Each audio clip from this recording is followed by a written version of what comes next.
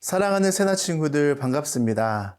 오늘도 하나님의 말씀을 사모하며 묵상의 자리에 나온 우리 친구들을 주님의 이름으로 환영하고 축복합니다. 함께 말씀을 나눌 최성규 목사입니다. 저에게는 23개월 되는 딸이 있는데요. 무섭거나 어려울 때에 저에게 달려오거나 아빠라고 크게 불러요.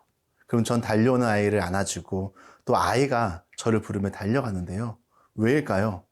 전 제 딸의 아빠이자 보호자이기 때문인데요. 그런데 우리의 인생에 더 크고 안전하고 든든한 보호자가 계십니다. 오늘 말씀을 통해 함께 살펴보고 싶은데요.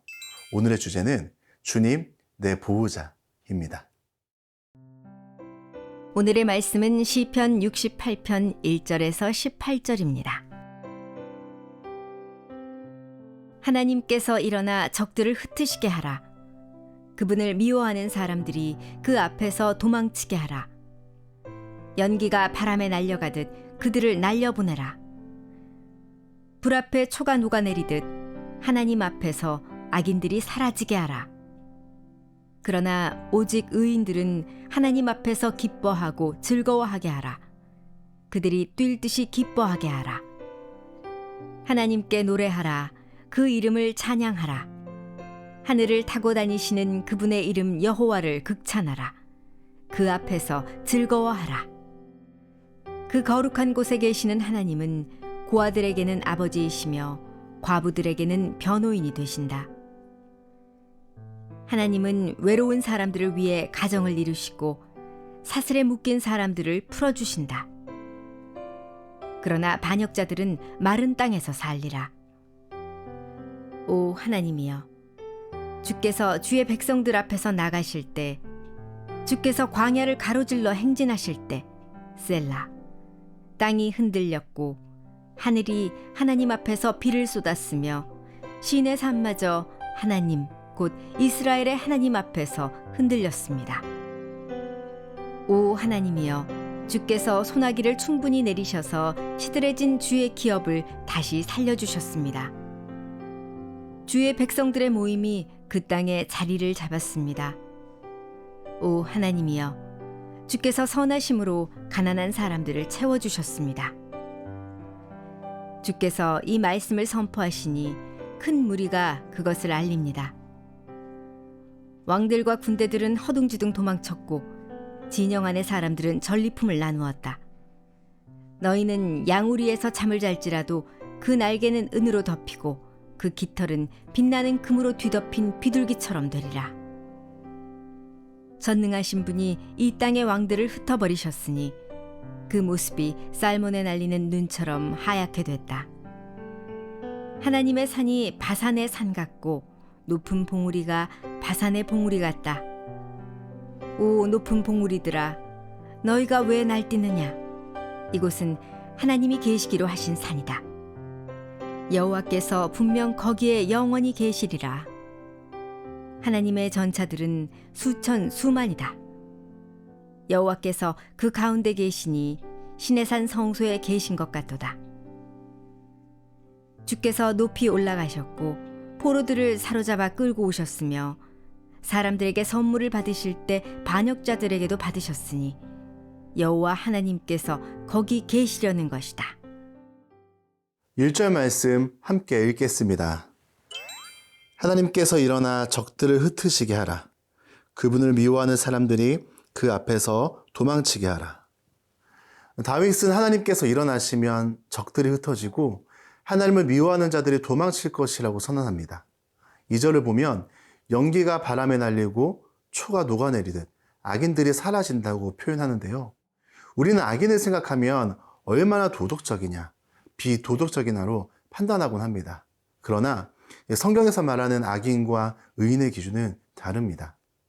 이들의 차이는 도덕적인 기준이 아니라 하나님께 속했는가 아닌가로 구분돼요. 이것은 어떤 진리와도 양보할 수 없는 가치인데요. 도덕적이라고 해서 하나님께 속해 있는가? 속해 있을 수도 있지만 속해 있지 않을 수도 있습니다. 3절을 보면 하나님께 속해 있는 의인들의 모습이 잘 드러나고 있는데요. 이들은요, 하나님 앞에서 기뻐하고 즐거워하며 뛸 듯이 기뻐한다고 기록합니다. 하나님의 사람들은 소유와 성공, 상황과 환경으로 기뻐하는 것이 아니라 하나님으로 인해 기뻐하는 것임을 잘 보여주는데요.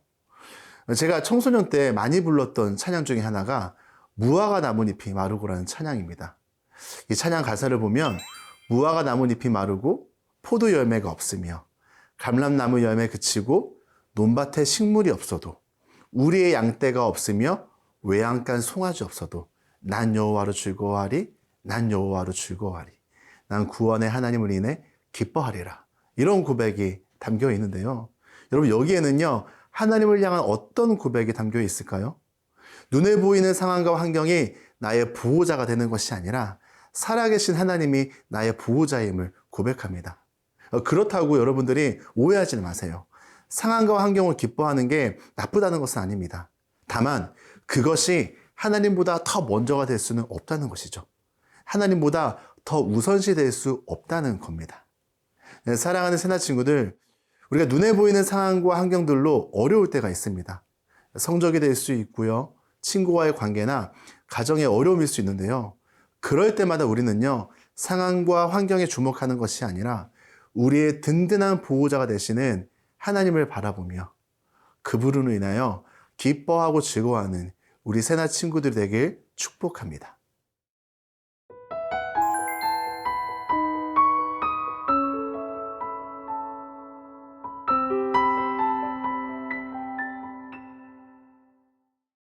다윗은 계속해서 보호자가 되시는 하나님을 고백합니다.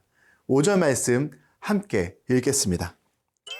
그 거룩한 곳에 계시는 하나님은 고아들에게는 아버지이시며 과부들에게는 변호인이 되신다. 하나님은 고아의 아버지, 과부들의 변호인이 되어주신다고 고백하죠. 당시 사회에서 가장 약하고 소외된 사람들이 고아와 과부였는데요. 이들을 돌봐줄 사람이 없기에 가장 약자였습니다. 하지만 하나님은 이런 연약한 자들의 든든한 보호자가 되어주신다는 것을 다윗이 고백하고 있죠. 또한 다윗은요, 자기 백성들의 필요를 채우시며 자기 백성을 이끄시는 인도자 하나님을 고백합니다. 이스라엘 백성들이 이집트에서 탈출할 때의 상황을 떠올리게 하는데요.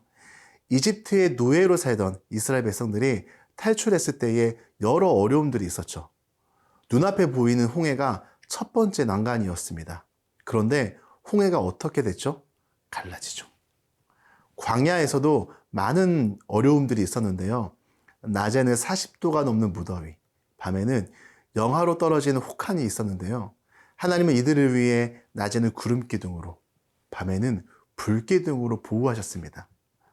또한 음식을 구할 수 없는 광야에서는요, 만나와 메추라기로 먹이셨죠. 사실 이스라엘이 어떠한 자격이 있어서 하나님께서 이렇게 보호하신 것이 아닙니다. 그저 하나님이 이들을 택하여 하나님의 백성으로 불러주셨죠. 우리도 마찬가지입니다. 우리가 잘나서 잘해서 하나님의 자녀가 된 게 아닙니다. 자격도 없고 하나님의 자녀가 될 만한 그 어떤 것이 없는데 하나님께서 우리를 무조건적으로 사랑하셔서 자녀를 불러주셨죠. 이러한 하나님의 부르심에는요, 부름으로 끝나는 것이 아니라 끝까지 책임지신다라는 약속이 담겨 있어요. 그래서 은혜이고 찬양하지 않을 수가 없고 감사하지 않을 수가 없는 것이죠. 사랑하는 새나 친구들, 우리가 잘나서 뭔가를 잘해서가 아니라 그저 우리를 사랑하시기 때문에 하나님께서 우리를 자녀 삼아 주셨습니다. 하나님의 사랑은요, 한 번 시작되면 끝까지 가는 사랑입니다. 혹시나 죄로 인해, 어려움으로 인해 넘어져 있다면 보호자가 되시는 하나님을 기억하며 다시 일어서는 우리 새나 친구들이 되길 축복합니다. 오늘 하루도 이런 하나님의 신실하신 사랑을 기억하며 내 보호자가 되시는 그 놀라우신 하나님을 경험하길 축복합니다. 사랑하는 하나님 아버지, 묵상을 통해 보호자 되시는 하나님을 만나게 하시니 감사합니다. 상황과 환경이 어려울 때도 하나님만 바라보며 기뻐할 수 있는 믿음을 주시고 자격 없는 우리를 자녀 삼아 주시고 인도하시는 신실한 하나님의 사랑을 기억하며 살아가도록 성령님 도와주세요. 예수님의 이름으로 기도드립니다. 아멘.